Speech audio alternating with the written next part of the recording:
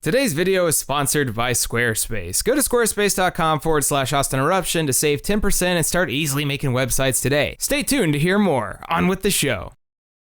When the original Animal Crossing came out, it introduced a generation of Westerners to a new type of genre. With the exception of The Sims and various simulation games, most video games around this time were structured in a similar manner. Story, levels, boss fights, big dramatic moments. Animal Crossing, or as it was known in its original Japanese-only Nintendo 64 release, Animal Forest, changed my expectations as to what a video game could be. Once upon a time, I had to overcome the big bad, conquer all evil, and get attached to characters who ventured with me. When I finally played the original Animal Crossing, it was instead pay off my debt, make friends, and avoid the slumlord Tom Nook. As you could imagine, this game was a success for Nintendo. There's been 4 mainline Animal Crossing titles, as well as some real bad stuff, but overall, it's doing just fine. After the 6-year gap between New Leaf and now, we finally got a new Animal Crossing on the horizon, so that's pretty cool. But today, of course, we're talking about the imitators, the clones. The criteria is very simple for this. I'm looking for something that dabbles in the mundane, the normal. Something where you play the role of one person just living, doing your thing. A slow-paced, relaxing, chill time. There's a surprising amount of these, so let's cut the nonsense and get things rolling. So yo, it's Austin, and let's talk about some Animal Crossing clones, starting with a little Wii game called Hello Kitty Seasons.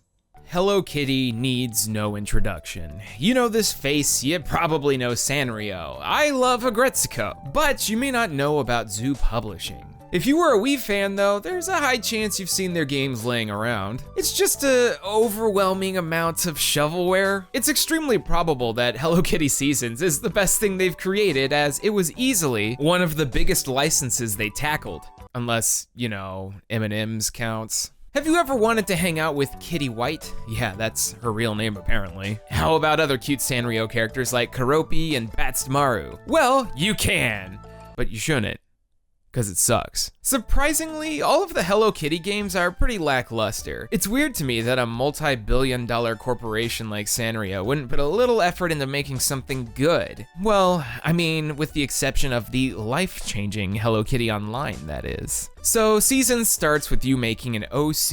In the matter of seconds, I found out that the main method of controlling your character is by aiming the Wiimote and clicking. That's probably my actually least favorite method of playing any video game, but that's okay. I never really got down with the Wiimote as a good control scheme, but it was the Wii. I could deal with a sideways Wiimote, but I can't do the pointing. Look, there's a reason that Nintendo moved away from this little thing.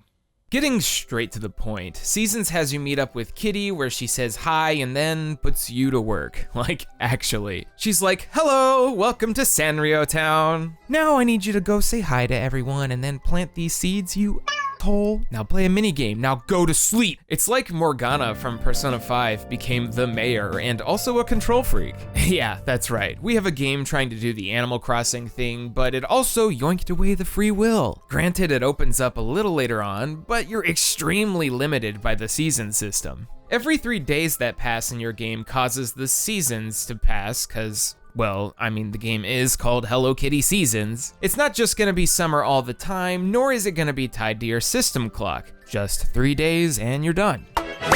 A year is suddenly only 12 days, and thinking about that in reality is terrifying. All the minigames are shovelware tier levels of easy and forgettable. I mean, hell, one of them, this ice cream game, is identical to a minigame from that one Mario Party clone we talked about, Tamagotchi Party On. Real lazy there, Zoo. No, wait, it's actually Sanrio Digital?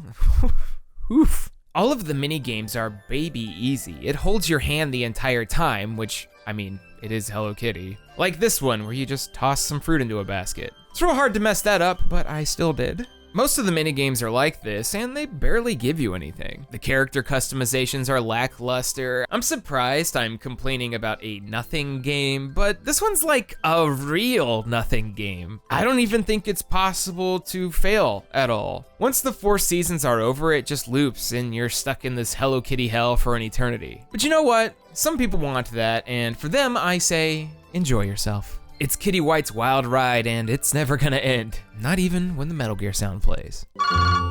Okay, look, I had to start with something a little lackluster because I actually want to talk about something really cool next. Something a bit closer to like a hardcore clone, almost a ripoff in some circumstances.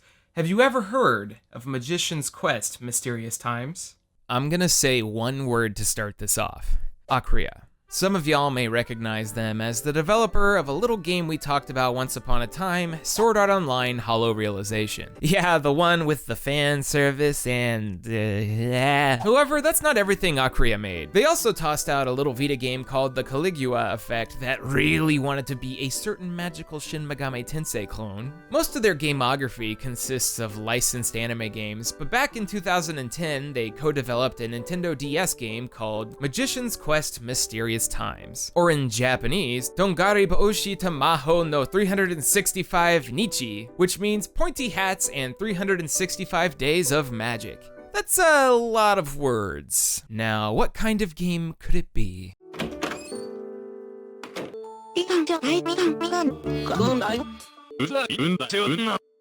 If that isn't an Animal Crossing clone in your eyes, I don't even know what to say. I literally thought this was a Japanese exclusive Animal Crossing or some weird event that happens once a year, but no. Magician's Quest is a completely different game entirely. As the name implies, magic is kind of the central force. Magician's Quest is basically like Harry Potter Animal Crossing, where you can also date and marry people. That's right, y'all. Now instead of just having weird conversations where you trade furniture with your weird neighbors, you can get a little more personal. Like with Cherry here, who's literally an ice cream cone with a cherry on top. I love her. You know what? I dig Magician's Quest. Sure, it's a clone, one that came out 3 years after Wild World, and the same as City Folk, kinda negating the need for this game to even exist. But hey, it was cute enough. Actually, it came out 4 days after City Folk did on the Wii. That's a bold marketing move. Just like in Animal Crossing, Magician's Quest plays in real time, which means events and the weather depend on, well, whatever time it is for you. I had to change the time of day here because otherwise it would only be like dark ass 3 a.m. in the middle of fall constantly, like Christopher Nolan weather. So we start here with our application to Magic School. It's immediately while entering my name and info in that I realized, oh shit, they went all in.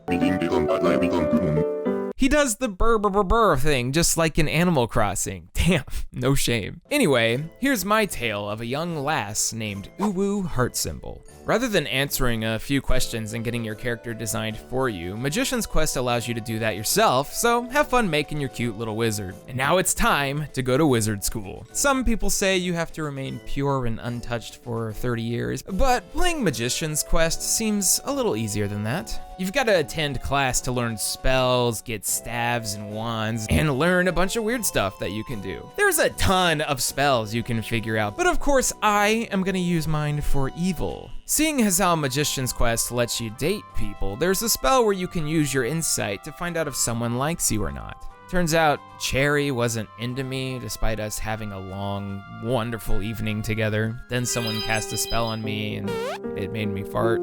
It was real embarrassing. There's a ton of stuff to do. The villagers and classmates have a lot of personality. Considering it's ripping on the Crossing games, well, of course they would have to do their best to make it work, and they did. If you're looking for an alternative, you can't really go wrong with this. You get to fly around on a broom, look for ghosts, and just have a look at Daisy. She's a freaking watering pot. That's too good. I love her a lot. Next up, we have a little duology of games that I was always really interested in playing, but I never had the opportunity to until right now.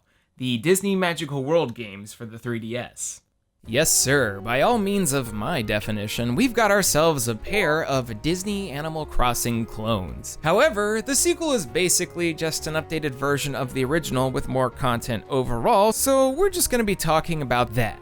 Remember a few minutes ago when I brought up Tamagotchi Party On? Well, the Disney Magical World games are actually developed by the same developer, Hand, or H-A-N-D, not really sure how I'm supposed to say it. So Hand was responsible for not just that, but the original DS Chocobo Tales, co-developing 2 portable Kingdom Hearts games, and even that One Piece Mario Party clone, Pirates Carnival. Let's just say we were dealt a similar hand. Stop it. Namco Bandai partnered with Disney to make this weird, slow-paced, slice-of-life, Disney-loving 3DS game. And when I say loving, I mean like you should be honored to be able to spend time with these Disney characters because that's a majority of what you're gonna be doing. Once you make your Disney OC, you arrive in Castletown, I guess? Castleton? It's a little vague, but let's just call this Disney World. You quickly run into Mickey Mouse, who has you run around a bit before stopping you and demanding that you take pictures of him and his weirdo friends dancing. Kinda like someone stopping you for a family photo on the side of the street. It's kinda weird, but hey, someone out there loves this.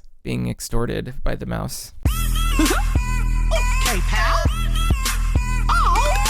After that, we're sent on a never-ending line of quests. Progress in Magical World 2 is done by collecting stickers all over town. You collect the stickers to open up the progress doors, which really reminds me of Legacy of Goku. Mickey decides to pull a persona and invite me into his house, where I find that good old Mickers is really narcissistic. This dude's got furniture and wallpaper with his face all over it. Hell, he even gives you a piece of memorabilia of his face. I decorated this place with all my favorite things, huh? I'm a little more worried about just getting out alive. Thanks to the fact that in this world, you're the #1 Disney World fan, nepotism takes a hold and you're given this big-ass house to decorate. Not a pathetic little tent like in Animal Crossing, but a big-ass house. In true Crossing fashion, you can really deck this out, but it extends way further than this. You don't just get to customize your character's outfits and the house. The various Disney crew decide to toss you, this poor little kid, into being the manager of a freaking cafe. One that you can deck out in just about any popular or recent Disney franchise that you desire. I decided to go with Tangled for mine, but the options are pretty vast. You collect various materials all over the map, as well as money from doing minigames and running the cafe. You can even throw a theme party where you'll be forced to watch your employees dance and sing with various Disney characters. I guess the child labor laws in Disneyland are pretty lax. But don't worry about that. That doesn't matter. Let's talk about the game. Nice things about the game. Disney Magical World is all about being cute and popular. By changing your outfit, matching sets, and just looking different from time to time, you can run by random NPCs and have them compliment you. You want them to compliment you so you can get nice points to unlock other items, costumes, etc., etc. At a certain point, it feels like you're begging for compliments. Tell me I'm pretty. You're pretty? Look, there's a lot you can do in this game, and that's to its credit. I haven't even gotten into the fact that this game is also Kingdom Hearts. No, seriously. On top of various mini-games, we have a more in-depth combat-oriented thing that is like, hey, is this Kingdom Hearts? Makes sense, because his hand also worked on a few of those. I mean, hell, some of the in-game models look identical to the ones you see in Kingdom Hearts. If you get tired of the Disney castle and looking at Mickey's face, you can also go into portals and explore the various extended universes. We got like Winnie the Pooh, Cinderella, Alice in Wonderland, Aladdin, Pirates of the Caribbean, Frozen, Lilo and Stitch. It's not all of them, obviously, but it's pretty cool to see the variety. There's not really a particular goal here in Magical World. There is a progression to go through, but you're gonna get a majority of your enjoyment out of exploring and relaxing. If you aren't into Disney stuff, straight up, just avoid it. But for those of you who don't mind a little bit of the House of Mouse, as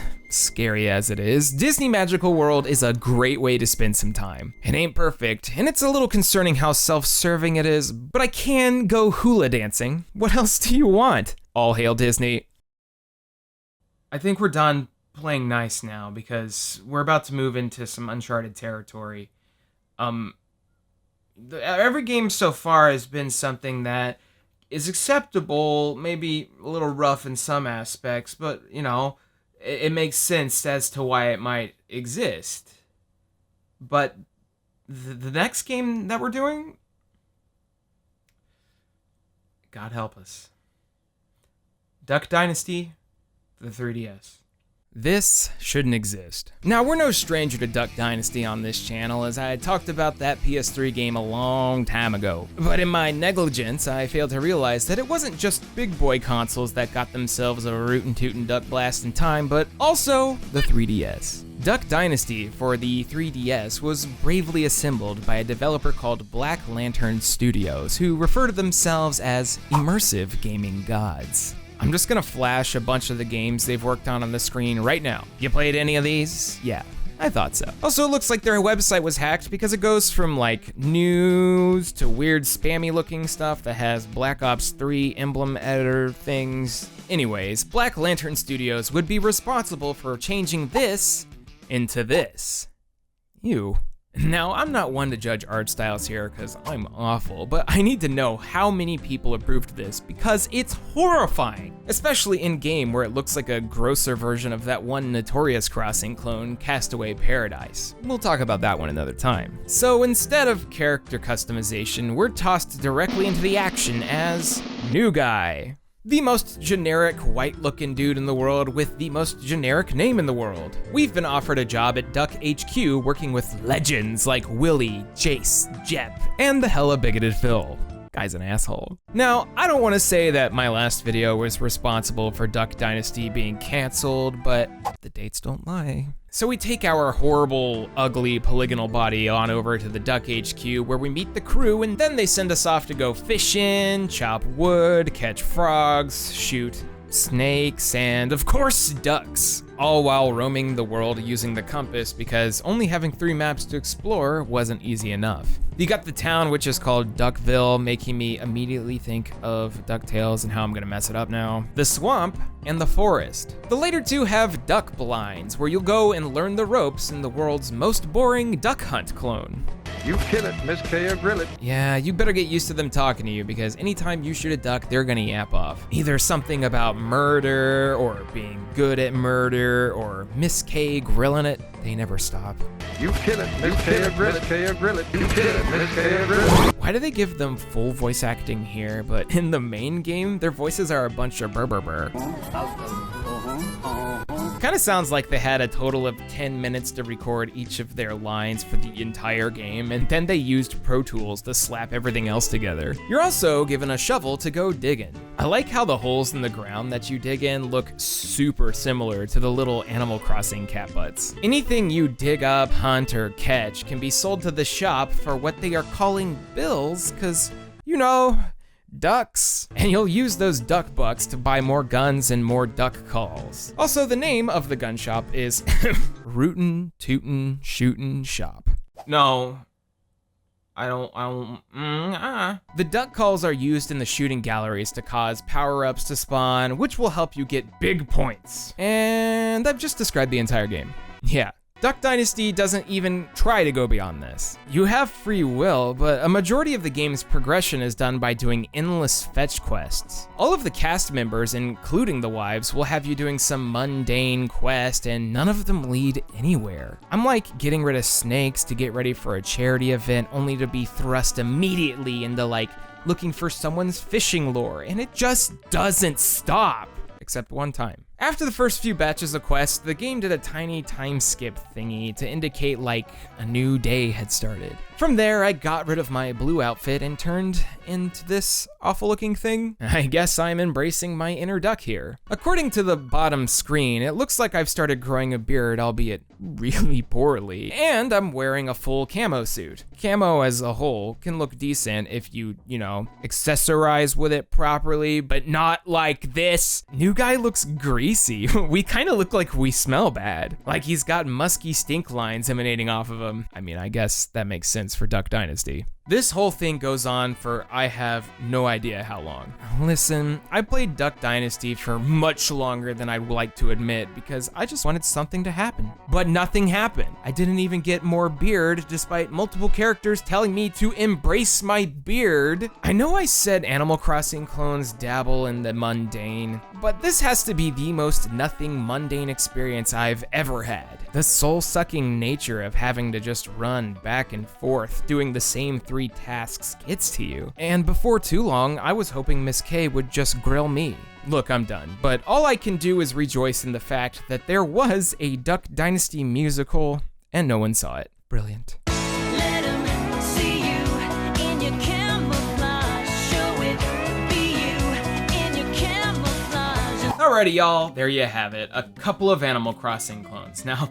I know I left out a bunch for this video, but it's very time consuming playing through Animal Crossing style games. I guarantee you we'll get to them another time, especially if you guys are interested in seeing it, but for now, we must depart and say thanks to our sponsor, Squarespace. Squarespace is a super easy to use website that you can use to make websites. It's a pretty no-frills, simple to use, all-in-one platform that can get us pretty far with a couple of clicks. You need a website? Squarespace has the ability to get you there easy. Be you a fellow YouTuber needing a hub, an architect wanting a modern homepage, or any kind of artist, there's really no easier way to get this done than Squarespace. Thanks again to today's sponsor, Squarespace. If you're looking to make a website, you can't really go wrong with them. I've been using it to make a little website on my own, and it's been coming along pretty smoothly. Y'all keep the suggestions coming, and we'll make something together, and we'll talk about it next time.